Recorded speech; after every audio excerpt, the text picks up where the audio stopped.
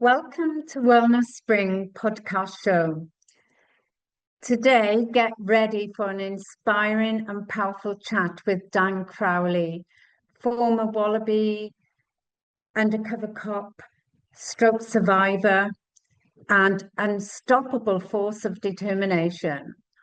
Since our last conversation in 2021, Dan has faced new challenges, including major surgery, and continues to rise stronger than ever. In this episode, he opens up about resilience, self-healing, and the mindset that keeps him moving forward with purpose and grit. So tune in for a daily dose of inspiration. Welcome, Dan, to Wellness Spring. It's so lovely to have you back on the show. It's my pleasure. Wow, it's been a few years since our last chat back in April 2021. What have you been doing since then, and how has your life evolved for you personally and professionally? Oh, well, just from a professional point of view,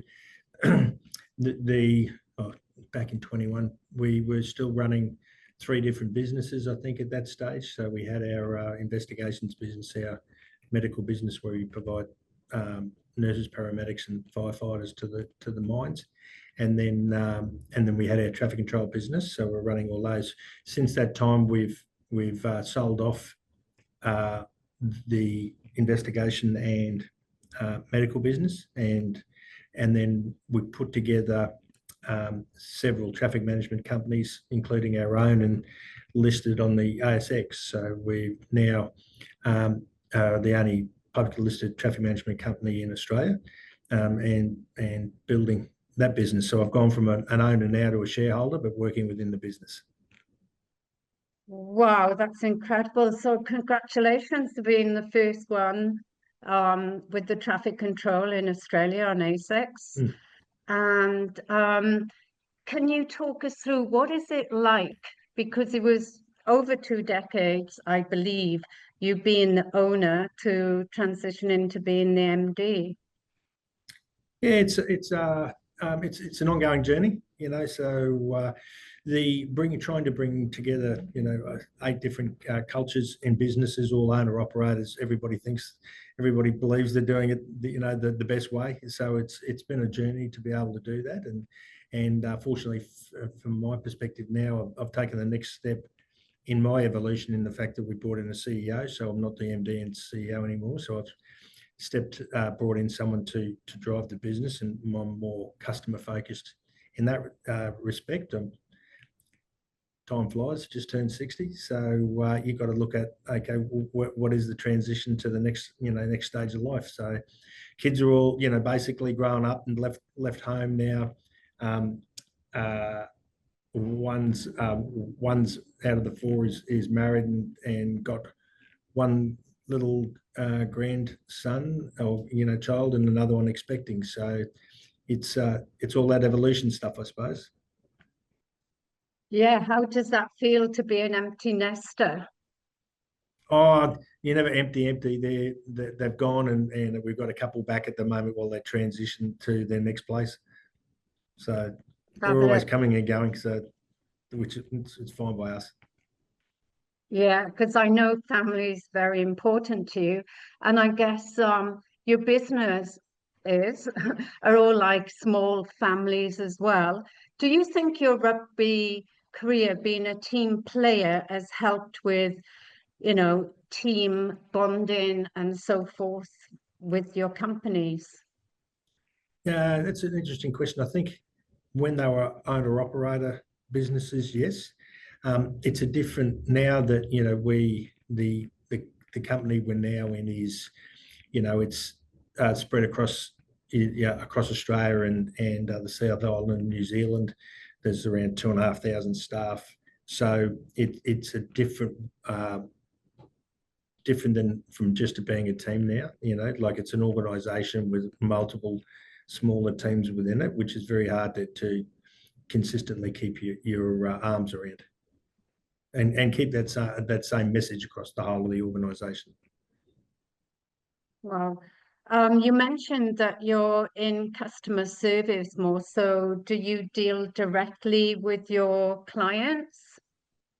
Yeah, so that's my main focus is starting to deal with the major clients who we work for, and then look at the different opportunities within those clients, and then pass them over to our operators on the ground, who then execute whatever jobs they need done. Wow. And the last time we chatted, you mentioned that you'd had a brain stroke. Yeah, so I had a stroke back. That was about end of 2012, start of 2013. So I actually split. The doctors still don't know why. It just happened. I split the vertebral artery, which is you got the carotid at the front and the vertebral arteries at the back of your neck. So I split the inside of that artery, and then unbeknown, and then through a blood clot. So spent a number of months lost the whole left side use of my body, and so even from like my voice box, knocked out half of that, and so I had to learn to walk and talk and use my left side again. So I spent a few months in hospital and rehab. So it was a bit of an interesting journey at that time. I became, unfortunately, determined to get back to where I was at, and in the meantime, through that determination, I suppose you get to be a bit of a cranky bear sometimes when you're trying to drive yourself to get better. I can't imagine you ever being a cranky bear, because when we were at that 1995 World Cup, you were the life and soul of the party, and especially in the courtroom, you used to have people in fits of laughter. So how do you manage your self-talk? How do you overcome being a cranky bear? Well, I've got a wife who tells me very quickly, and but I think it's just, again, that's from a self-awareness point of view, you've got to have a fair bit of that to know that you're not doing the right thing by the people around you. So because you're just forcing yourself to try and get better, So I've spoken to a number of people know, I went through that journey. So when they or their friends, particularly their friends, have, had a stroke, they'll ring up and say, "Hey, can you give them a bit of a call?" And I like actually talking to the people about it, because you can talk about different things that the doctors don't tell you about, and just simple things about, saying, I was only talking to a guy recently, and I was saying, do you get really tired quickly? And he said, "Yeah, I do." And I said, "Well, that's the reason why that's happening, is because your brain's having to relearn a new pathway on how to walk or use your arm or whatever it might be. And so it's working twice as hard, or it's trying to focus on exactly where you put your foot. Whereas because the normal brain, the developed brain, just does it naturally and has done it forever, it's now your foot's like an infant, and so you've got to reteach it how to work. So your brain is working twice as fast, and you get super tired. And so talking to people about things like that, they get the understanding, and they then understand and don't get as frustrated. And that's the same sort of frustration I went through right at the start. And how did the people find you? Did you have a support group? Oh no, it's just word of mouth. Different people, who know me, know what I went through. They'll ring up and say, "Hey, would you mind having a talk to Joe? He's just gone through the same thing and he's having a bit of a dark patch." Yeah, and how did you cope with the dark patches? And were there any times where you thought, "Oh my God, I'm never going to resume my normal mental and physical health again"? No, not really. I suppose I'm just maybe stubborn from that perspective. It doesn't matter what it is, and I'm Yeah. a great believer, if you work hard, you can work through anything. So I always say to people, you about all different bits and pieces. Unfortunately, you're in the washing machine. You just got to work. You got to ride it out, and hold on. That's a great attitude and way to look at things. And obviously, you played a contact sport, so the head injuries are very common. And do you think there's enough support for players in sports with head injuries? Oh, look, it's that's a question from an answer perspective way above my pay grade. I don't know. I think everybody's trying to do the best they can. You know what I mean? And everybody's learning at the moment, and everybody's brain and everything and structure is different. So I think from a sporting perspective, they're doing the right thing. I do think um, there's a lot of more thought's got to be put into, you know, at different stages. At the moment, they're trying to put rules in for kids who are under 8 through to, grown men playing professional sport or women playing professional sport. And so there've got to be different ways of managing it and handling it. I think they've got a long way to go to be able to get their brain around the brain injury stuff, and unfortunately we're seeing, people who are, severely affected by it, but a lot of times it's not picked up till it's too late. Yeah, the reason I mentioned it was because you said that you were talking to people about things that the doctor don't tell you. So it's about knowing what to expect. And like you mentioned about, you can have waves and you've got to talk to your body. You actually lit up when you were talking about saying to treat your foot or body part like an infant. And I know when I spent a long stint in Melbourne recently, there was a lot of talk about dementia. Is that caused by head injuries? And, you know, it's about planting the seed, because you dedicated your life to the country and to the sport.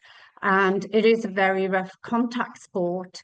And sometimes we don't know exactly how it's caused. Like in your example, you're saying the doctors are still a mass, they don't know how it occurred.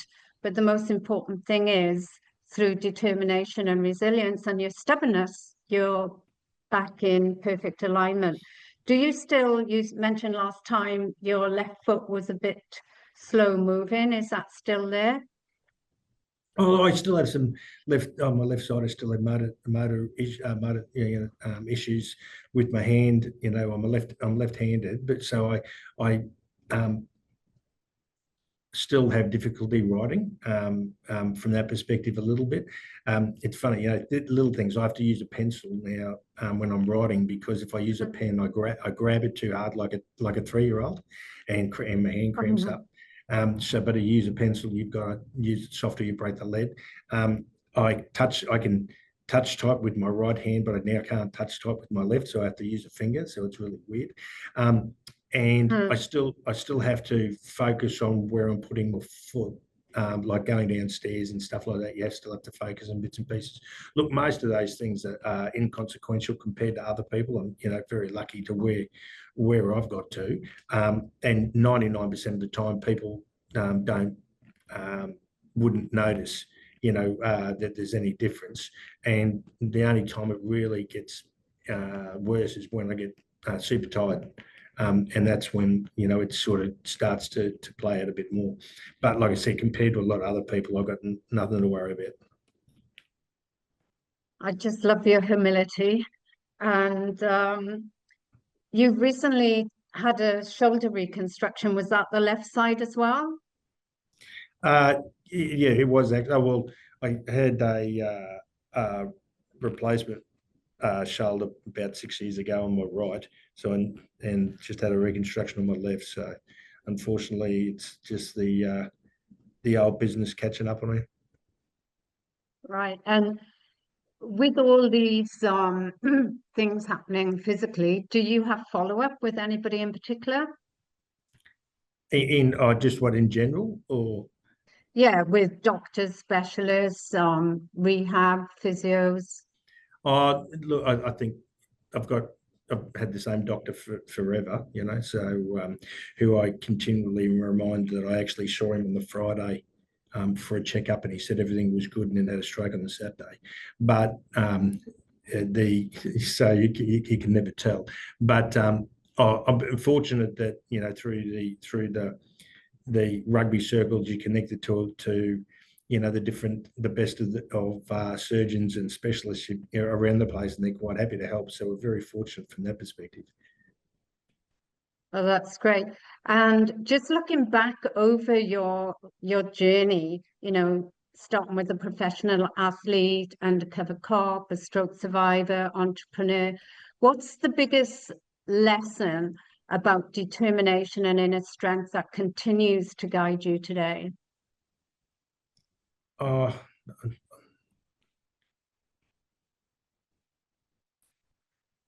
I think that again, nothing's ever going to work out perfect, and so you just got to keep forging forward. Doesn't matter what you're doing, and there will be days when things don't work out and days when things do, and so you've just got to keep going and I suppose I look back at that old KFC adage, with Colonel Sanders, you're getting knocked back by hundreds and hundreds of different places until he finally, got success at a fairly old age, So it doesn't mean that you can't. You just got to keep giving it a crack, and things will work out. Wonderful, because it's hard when people face health challenges. A lot of people lose their self-morale, their self-worth, and go rock bottom, get really depressed.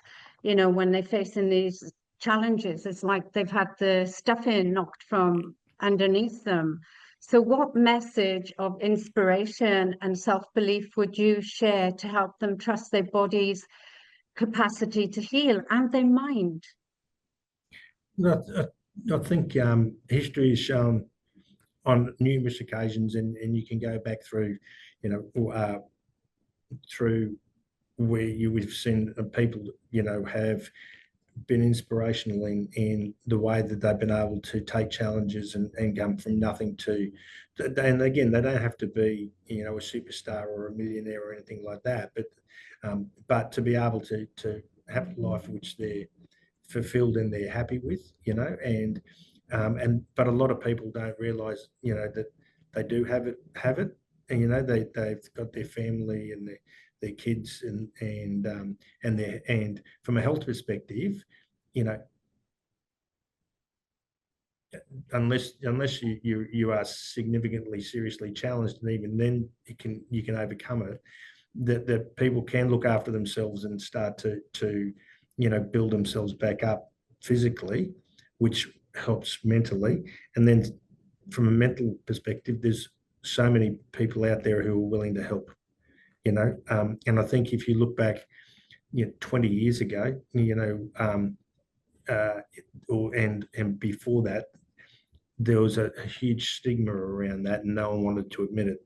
These days, everybody that will embrace the fact that you're seeking help, and I think that's the biggest thing that people are going to do. We've got to seek help, whether or not it's physically or mentally, if they need it. That's wonderful. I totally agree, because it's a lot of people see seeking help as being a failure, and what tips would you give to firstly young people who want to start in a rugby career? Oh, look, it's whether it's rugby or whether it's business or whether it's wanting to create something.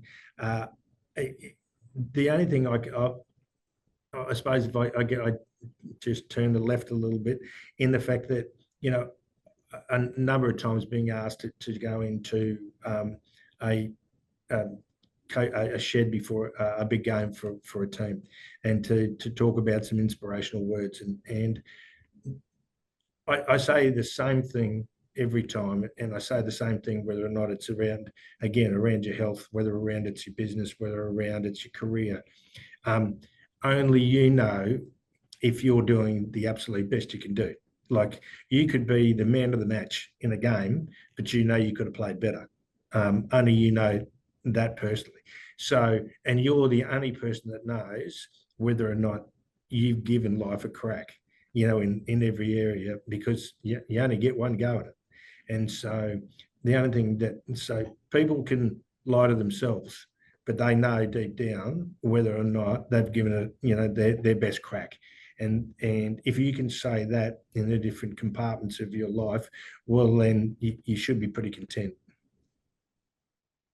That's wonderful tips. And if there was one thing that you could do to make our world a better place to live in, what would that be? I think personally, just doing the right thing. Everybody again knows right from wrong, and it's the little things that are the rights and wrongs. If you do the right thing by people, you do the right thing by your family, and morally, what's right and wrong. If everybody could actually say that, then the place would be pretty good. That's wonderful. And what is your number one health and wellness go-to that you have to do no matter what? Well, obviously, yeah, the old adages of drink less, eat better, all that sort of stuff. But I think that, one of the things I'm missing at the moment is that I'd like to get up and first thing in the morning and exercise. I think if you do that, you get it out of the way. You get it out of the way, you kick into the day really well. And then you can tick that off and go, well, I've achieved one thing today. Now what's my next thing? And then what's my next thing? And that, as I said, that kickstarts your day and is good for you. Great. And because you can do the next thing and the next thing, do you make a physical list or a mental list of what you want to achieve for the day? I'm pretty big on. I've got a task list on my computer that lists out every day and what I've got to do. Especially with regards to seeing clients and all that sort of stuff. So I'm pretty regimented in that respect. Yeah, great. And do you miss the being a policeman and the investigative work that you did, or do you think this business is carrying on from that? Yeah, no, look, I think I've always enjoyed the chase, and whether or not it's the coppers, or whether or not it's business chasing new work and new clients and all that sort of stuff, and you get the personal satisfaction out of being successful at whatever it is you're doing. But I love the coppers. Like I really enjoy my time. It's interesting that, as I said, I've just turned 60, so all my cohort of guys I went through the police academy with, I see a fair few of them. We used to get together every year. There was 120 guys. Every year we'd get together and catch up, and you'd normally get 50 or 60, some regular, some different, at the event every year. This year we're seeing more and more of the guys, because they're all the guys who were still in men to retirement 60, so they're all having to retire this year. So it's an interesting conversation to ask them, what are you doing next? Because a lot of them don't know. So which is they're struggling with at the moment. But I absolutely take my hat off to the police of today. They've got it so much harder and so much more scrutiny on everything that they do, and they're asked to go. My personal belief, in a lot of instances, they're asked to go out and do a really tough job with one arm tied behind their back. So those guys, and from a people perspective, I suppose what I'm really disappointed about is that just the overall lack of respect for police, and because it doesn't matter who you are in society. You could be a bad person or not. The fact of the matter is as soon as something happens, you mightn't like the coppers, but as soon as something happens to you or one of your family, who's the first person you call? The coppers. But they just show them such disrespect. It annoys me. Oh, I had goosebumps when you were talking then. I call them truth bumps. Yes, it's so sad that they're so disrespected and their service is so well needed, as you mentioned. Mm. And yeah, you're such an inspiration. Before we close, is there anything that you'd like to share or what's next for you? Because that's the question everybody says at your events. Oh, Viv, I think, as I said before, it's just to try and do the best you can at what I'm doing at the moment with regards to assisting the business, grow. I work closely with our guys around the country with regards to their clients and stuff, and I really enjoy to whereby helping them be able to grow their areas, so they in, enjoy the hunt as well to be able to do that. And then obviously, a big thing from my perspective is, making sure that the kids and now grandkids have got a good pathway forward. That if that all works out, then happy days. Oh, that's wonderful. I personally believe it's all about community and support and families, and with that mix, magic happens Hmm. and respect, as you said. So thank you so much for giving up your precious time and sharing your wonderful words of wisdom. And I wish you a bon continuation, as we say in France, for your healing and for your career and your new role as a grandfather. I really appreciate it. Thank you for having me.